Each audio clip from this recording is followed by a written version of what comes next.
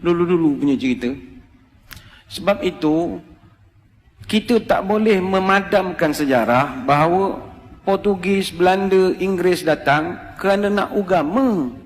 Itu sejarah. Tapi kenapa mereka gagal? Sebab orang tua-tua kita pertahankan, perjuangkan. Baik itu sekali lagi hadirin hadirat, kita kena terima kasih ke orang tua-tua kita dahulu.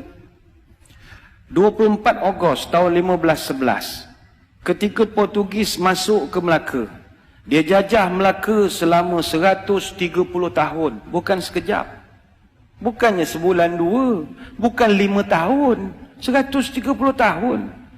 Setelah Kesultanan Melayu Melaka berdiri gagah selama 110 tahun.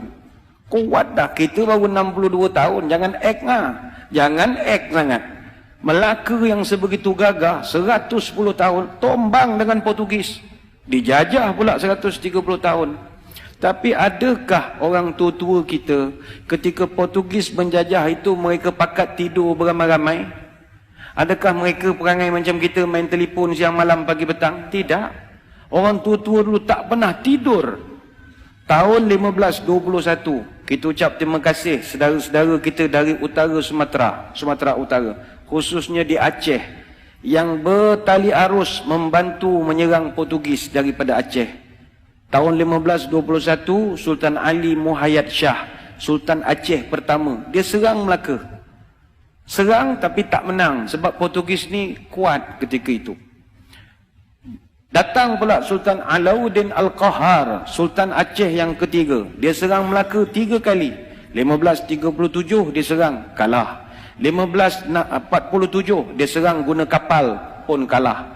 Tahun 1564 dia minta bantuan dari kerajaan Turki Utsmani.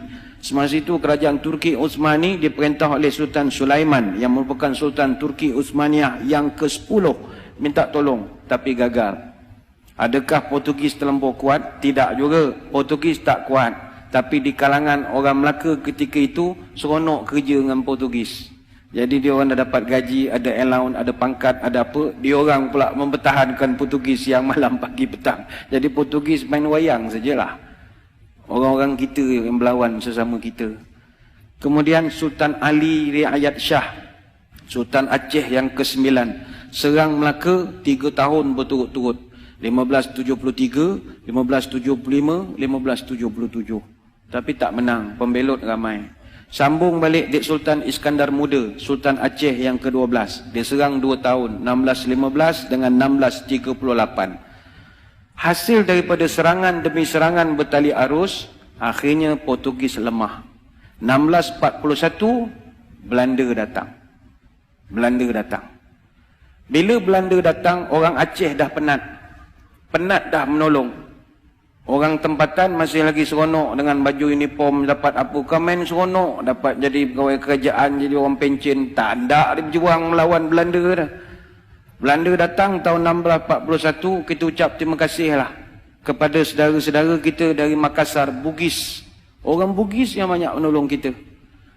Orang Belanda datang jajah Melaka Johor berapa tahun? 183 tahun. 183 tahun. Datanglah orang-orang Bugis tahun 1782 sampai 1784, yang itu memang serang habis-habisan. Maka dicatatkan dengan tinta emas dalam sejarah negara. Muncullah satu orang pahlawan terbilang, marhum Raja Haji Fi Sabilillah Ibni Daing Celak, yang digelarkan marhum Teluk Ketapang. Bagi tuan-tuan di Selangor, kena kenangkan marhum Raja Haji Fisabilillah. Apa sebab? Dia ni yang di Pertuan Muda Kesultanan Johor Riau Lingga yang ke-4. Dia Tengku Mahkota Raja Muda. Dan dialah abang kepada Sultan Selangor yang pertama. Sultan Selangor yang pertama namanya Raja Lumu bin Daing Celak. Raja Lumu ni ditabalkan dengan nama Sultan Salahuddin Shah, memerintah Selangor 1745 sampai 1778. Kenapa adik dia yang jadi raja? Abangnya mangkat awal. Kenapa abangnya mangkat awal? Mangkat di Kota Melaka 19 Jun tahun 1784. Umur baru 57 tahun. Ketika jenazahnya ditemui, tangan kanannya memegang kitab Dalailul Khairat, tangan kiri memegang badik. Dia lawan Belanda sampai ke Kota Melaka. tapi akhirnya gugur menjadi seorang syahid. Kenapa mereka ni berjuang berhabis-habisan? Nak pastikan orang putih, jangan kau nak tukar agama cucu cicit aku. Itu aja. Itu dia dari Makassar, apa kena mengena dengan Melaka?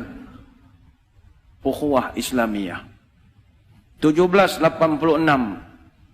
Inggeris datang ke tanah Melayu. Mula-mula dia datang masuk ikut Pulau Pinang. Dia masuk Pulau Pinang, dia tukar habis sejarah Pulau Pinang. Dia dakwa dia pula yang membuka Pulau Pinang. Apa benda dia pula membuka Pulau Pinang? Ingat kita ni tak reti yang buka negeri agaknya. Maka terpadamlah sampai sekarang sejarah sebenar pembuka awal Pulau Pinang tahun 1730. Siapa yang buka Pulau Pinang tahun 1730? Datuk Jenatun. Datuk Jenatun ni atau nama sebenarnya Jenan bin Rajo Labu bin Rajo Gandam bin Rajo Manguyang dari Gunung Sahilan bin Rajo Kuoso bin Rajo Bakilap Alam Bertegak Gelar Tungku Bagaiwang yang pertama, Raja Alam Minangkabau. Mak dia putih sangat Indo Dunia. Orang Pagaruyuang, orang Sumatera yang membuka Pulau Pinang. Tapi sejarah itu dipadamkan dengan kemasukan Inggris. 88 tahun kemudian dia tipu pula orang Melayu tahun 1874 menerusi perjanjian Pangko yang penuh dengan muslihat. Akhirnya orang putih jajah negara kita berapa tahun? Bukan 10 tahun, 117 tahun. Tapi adakah nenek moyang kita tidur? Tidak. Bangkit satu persatu, Dol Said, Rentap, Mat Saleh, Maharaja Lela, Tok Bahaman, Tok Janggut, Haji Abdul Rahman Limbung, dan senarai itu begitu panjang sekali. Apa rasional mereka berjuang? Allah. Sebab itu orang tua-tua wujudkan satu perkataan namanya merdeka. Merdeka ini simbolik daripada huruf mim, ra, dal, ya, kaf, alif. Merdeka. Mengikut Rasul dan yakin kepada Allah. Itulah merdeka. Mereka tahu mereka takkan dapat menengok hasil. Tapi kalau mereka tak berbuat sesuatu, malam ini mustahil boleh azan 5 kali sehari di bumi Selangor Darul Ihsan. Mereka berjuang siang dan malam. Sebab itu hadirin hadirat yang dirahmati Allah sekalian, perjuangan orang tua-tua ni kita kena terima kasih. Mereka berjuang lagi dan lagi dan lagi dan lagi dan lagi dan lagi dan lagi dan lagi dan lagi sampai kita tidak ada lagi. Adapun anak cucu dia, apa perjuangan dia untuk agama dan tanah air? Yilek. Tak ada. Yang dia fikir perut dia, anak-anak dia, dan main handphone siang malam. Itu sajalah kerja. Tak ada. Ni bukan orang sini, ni orang Kuantan. Orang sini semua bagus. Sini semua fikir masalah umat semua. Kang keluar video marah pula orang Kuantan. Orang Afrika. Kang kena gam pula Kuantan kang. Orang Afrika. Maka sewajarnya sebab kita sebagai generasi selepas merdeka, hayatilah semangat pengorbanan ini. Habis nak korban apa lagi Ustaz? Semua dah okey, saya kerja pun dah pencen, anak pun dah kerja, masuk universiti, nak berjuang apa? Marilah kita pertahankan kemerdekaan ini, khususnya mempertahankan kesucian akidah ahli sunnah wal jamaah.